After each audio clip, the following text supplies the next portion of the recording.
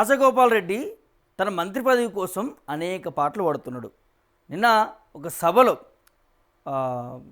ఏపూరి సోమన్నకు సంబంధించినటువంటి 25 సంవత్సరాల తన ఈ కళాకార జీవితం మరి పూర్తి చేసుకున్నటువంటి నేపథ్యంలో ఒక సభను ఏర్పాటు చేసుకున్నారు. అందులో రాజగోపాల్ రెడ్డి రావడం జరిగింది.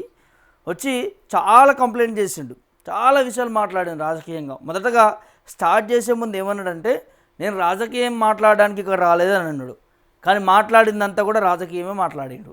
ఆయన బాధ అంతా ఒకటే, మంత్రి పదవి రాలేదు, నేను పదవుల కోసం ఆశించను, డబ్బుల కోసం ఆశించను, ఎంతోమందిని ఎన్నో పదవులు ఇప్పించినా ఇది ఇట్లా ఉండాలా చేయగానే ఇట్లా ఉండకూడదు అనేది అది కూడా చెప్పిండు రాజగోపాల్ రెడ్డి గారు. కానీ ఇంకో మాట కూడా చెప్పిండు, బానిసల్లాగా వంగి వంగి నడవడానికి లేదు, తలెత్తుకొని నడవాలి, ఓన్ కాలు పట్టుకోవాల్సిన అవసరం లేదు అని అన్నాడు. కానీ ఆ సభల్నే ఏపూరి సోమన్నని చట్టసభలకు పంపించాలని అన్నప్పుడు ఆ సోమన్న పోయి కాలు పట్టుకుంటాడు. సో రెండు ఒకే స్టేజ్ మీద రెండు వింత సంఘటనలు మనం చూస్తున్నాం. ఆ వీడియో అందరికీ కూడా చూసిన వాళ్ళకి మీకు అర్థమైపోయి ఉంటుంది నేనేం మాట్లాడుతున్నా ఏందనేది కూడా. రాజగోపాల్ రెడ్డి నిన్న ఆ సభలో మాట్లాడుతూ కూడా చాలా అంశాలు మాట్లాడిండు రాజకీయంగా.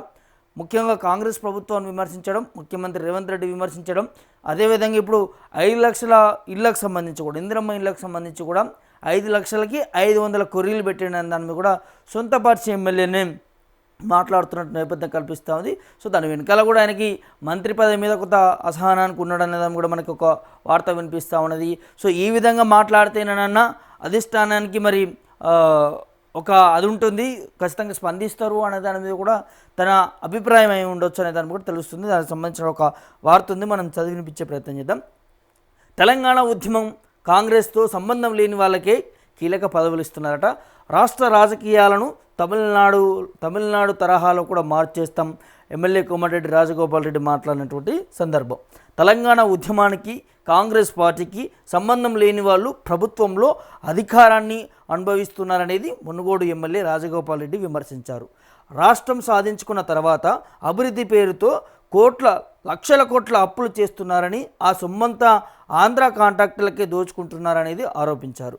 గురువారం సాయంత్రం హైదరాబాద్ రవీంద్ర భారతిలో ఏపూరి సోమన్న 25 ఏండ్ల పాటల ప్రవాహం పుస్తకావిష్కరణ సభ నిర్వహించారు. సో ముఖ్య అతిథిగా హాజరైన రాజగోపాల్ రెడ్డి మాట్లాడుతూ కూడా ఏపూరి పాడిన ఎవరి పాలయ్యిందురో తెలంగాణ పాటలో ప్రస్తావించినటువంటి పరిస్థితులే నేటికి సజీవంగా ఉండడం బాధాకరమన్నారు. సో నేను గెలిపించిన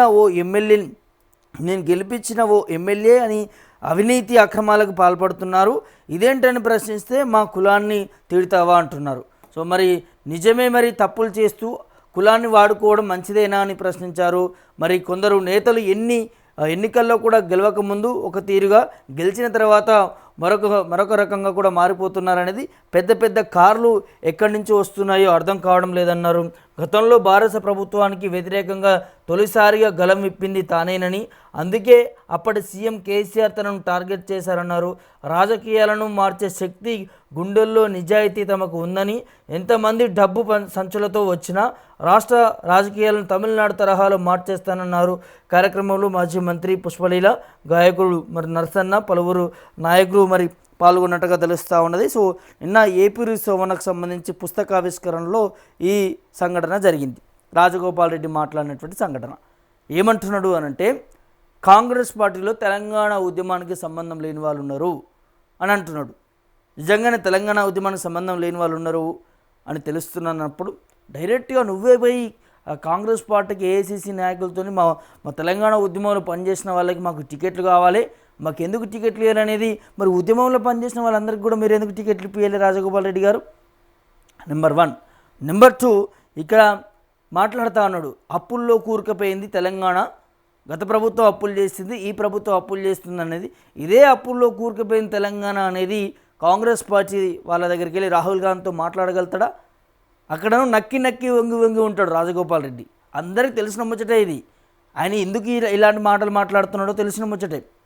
సో నిజంగా మీరు ప్రజానాయకుడు, ప్రజలకు సేవ చేస్తున్న నాయకుడు అయి ఉన్నప్పుడు ఖచ్చితంగా మీకు రావాల్సిన మంత్రి పదవులు వచ్చే రూపంలో వస్తాయి కదా. మీ కాంగ్రెస్ పార్టీ వాళ్ళే చెప్తున్నారు, ఎవరికి ఏ పదవులు ఇవ్వాలో, ఎవరికి ఏ బాధ్యత అప్పచెప్పాలో అధిష్టానం చూసుకుంటుంది అనేది మీ సోదరుడు వెంకటరెడ్డే చెప్పిండు కదా. వెంకటరెడ్డే చెప్పిండు, ఏది నల్గొండ డీసీసీకి సంబంధించి ఒక ఇష్యూ నడిచినప్పుడు మేమెవరో మా చేతిలో ఏముండదు, అగ్రనేతలు అంటే అధిష్టానమే చూసుకుంటుంది, ఎవరికి ఏ బాధ్యతలు చెప్పాలో ఆ బాధ్యతలను తీసుకొని ముందుకెళ్లాల్సిన అవసరం ఉంటుంది. కార్యకర్తల నుంచి మీది స్థాయి నాయకుల వరకు కూడా కష్టపడి పనిచేయాలి పార్టీ కోసం అనేది మీ సోదరుడే, మీ అన్ననే వెంకటరెడ్డి చెప్పిన పరిస్థితి. కోమటిరెడ్డి వెంకటరెడ్డి చెప్పిండు మంత్రి గారు. సో ఇప్పుడు మీరు మాట్లాడుతున్నారు సరే, చాలా వరకు కూడా అంటే ప్రజా గాయకుడు కావచ్చు, లేకపోతే సింగర్స్ కావచ్చు, ఎవరైనా కూడా ఉద్యమకారులు ఎవరైనా కూడా చట్టసభల్లో అడుగు పెట్టాల్సిందే. ఎందుకంటే తెలంగాణ కోసం పనిచేసిన వాళ్ళు, తెలంగాణ రాష్ట్ర సహకారం కోసం కూడా మరి కొట్లాడిన వాళ్ళ గొంతు కూడా ఉన్నది కాబట్టి వారు కూడా రాజకీయాల్లోకి రావాలి. రాజకీయాల్లోకి వచ్చి ప్రజలకు సేవలు అందించేటటువంటి దాంట్లో కూడా ఉండాల్సిన అవసరం ఉంటుంది. దానికి ప్రతి ఒక్కరం కూడా సపోర్ట్ చేయాల్సిందే.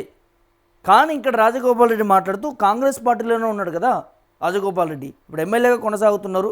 మరి ఈ ఇందిరమ్మ ఇండ్లకి ఇన్ని కొర్రీలు పెట్టిర్రు, మళ్ళీ ప్రజాపాలన సాగట్లేదని అన్నారు, మీరే అంటున్నారు. సో ఇట్లాంటి వాళ్ళకి అన్యాయం జరుగుతుంది. కాంగ్రెస్ పార్టీలో మరి సరైన ఉద్యమకారులు లేరు, వాళ్ళని ఉద్యమంలో లేని వాళ్ళని కూడా తీసుకొచ్చి పెట్టిరని మీరే అంటున్నారు. మరి ఆ పార్టీలో ఎందుకుంటున్నావే రాజగోపాలన్న, బయటికి రావచ్చు కదా. సో ఇటు కాంగ్రెస్ పార్టీ కూడా ఇది ఒక పెద్ద అంటే రోజు రోజుకు ఒక సమస్యగా మారుతున్నాడు రాజగోపాల్ రెడ్డి వ్యవహారం అంతా కూడా. ఏ సభ ముందు పోయినా లేకపోతే ఏ మీటింగ్ ముందు పోయినా కూడా ప్రభుత్వాన్ని విమర్శిస్తూ, సో నాకు ఇవాళ కొత్తగా గుర్తింపు అవసరం లేదు, పదవులు ఎలా రావాలో నాకు తెలుసు అన్నదాన్ని కూడా మాట్లాడడంతో కాంగ్రెస్ పార్టీకి ఒక తలకాయ నొప్పి వచ్చి పడిందట రాజగోపాల్ రెడ్డి అంశానికి సంబంధించి కూడా. రాజగోపాల్ రెడ్డి మరి రాజీనామా చేయించాలనేది మరి అధిష్టానం ఏమైనా చూస్తున్నదా, లేకపోతే మరి ఇన్నిసార్లు ఎందుకు మరి వేసి చూస్తూ ఉన్నది ఏంటి, ఇన్ని మాటలు మాట్లాడుతూ ఉన్నా కూడా ఒకసారి క్రమశిక్షణ కమిటీకి సంబంధించి కూడా చర్యలు తీసుకున్నట్టు తెలిసింది. కానీ మరి ఇప్పటివరకు కూడా దీని మీద పూర్తి స్థాయిలో కూడా ఎక్కడ కూడా మాట్లాడినటువంటి పరిస్థితి కనిపిస్తుంది అధిష్టానం నుంచి క్రమశిక్షణ కమిటీకి సంబంధించి కూడా. సో మరి నిజంగా తను మంత్రి పదవి కోసం తగతగలాడుతున్నాడు, మంత్రి పదవి కావాలనేది బహిరంగంగానే మాట్లాడుతున్నాడు, తన కార్యకర్తలు అభిమానులు కూడా చెప్తున్నారు. మరి కాంగ్రెస్ అధిష్టానమైనా మరి ఇట్లాంటి నాయకులు పని చేయాలి అనుకుంటున్నప్పుడు రాజగోపాల్ రెడ్డి లాంటి నాయకులకు ఇచ్చి చూస్తే అయిపోతుంది కదా. ఒక మాట ఇచ్చి చూస్తే వీళ్ళు ఎంత పనిమంతులు, వీళ్ళు ఏం పని చేయగలుగుతారు అనే దాన్ని కూడా తెలుసుకోవచ్చు కదా. లేకపోతే అంటే ఇంకోటి కూడా వినిపిస్తూ ఉన్నది, వెంకటరెడ్డికి మంత్రి పదవి నుంచి తొలగించి రాజగోపాల్ రెడ్డికి ఇస్తారు, రెడ్డి సామాజిక వర్గానికి ఒకే ఇంట్లో 2 మంత్రి పదవులు ఇవ్వడం దానిపైన కూడా ప్రజల్లో ఇటు ప్రతిపక్షాలకు కూడా కొంత మరి వ్యతిరేకత తీసుకొచ్చే అవకాశాలు ఉంటాయనే దాన్ని కూడా అధిష్టానం ఆలోచిస్తున్నదట.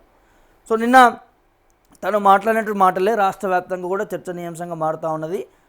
సో ఇక నుంచి తమిళనాడు తరహాలో తెలంగాణలో రాజకీయాలు మార్చేస్తాం అని అంటే మరి ఇప్పుడు కాంగ్రెస్ పార్టీ క్రమశిక్షణ కమిటీ తీసుకుంటుందా దీని ఈ వాక్యాలపైన అనేది చూడాలి. ఎందుకంటే ప్రభుత్వాన్ని విమర్శించిండు, ప్రభుత్వం అమలు చేస్తున్నటువంటి సంక్షేమ పథకాలను విమర్శించిండు, దానితో పాటు ఇప్పుడు తమిళనాడు తరహాలో అంటే ప్రభుత్వం మారాలి అని డైరెక్ట్గా చెప్తున్నాడు.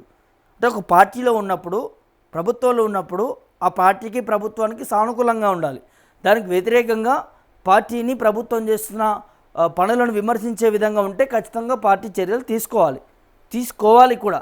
మరి ఇక్కడ అది జరుగుతుందా, ఏం జరుగుతుంది ఏంటి అనేది కూడా కొంత తెలంగాణ రాష్ట్ర రాజకీయాల్లో రాజగోపాల్ రెడ్డి వ్యవహారం అంతా కూడా కొంత ఉత్కంఠగా మారుతున్నటువంటి పరిస్థితులు కనిపిస్తూ ఉన్నాయి. సో ఈ వీడియో చూస్తున్నటువంటి మీరందరూ ఏమనుకుంటున్నారు, రాజగోపాల్ రెడ్డి చేసిన కామెంట్స్ ఏంటి, దాని వెనకాల నిజంగానే ఏదైనా మంత్రి పదవుల కోసం ఆశపడి చేస్తూ ఉన్నారా, లేకపోతే జెన్యున్గానే మరి ఇట్లా బయటకు వచ్చి సొంత పార్టీ మీదనే ఈ విధంగా విమర్శలు చేస్తున్నారనే దాని మీద కూడా ఒకసారి మీ అభిప్రాయాన్ని కామెంట్ రూపంలో తెలియజేయండి.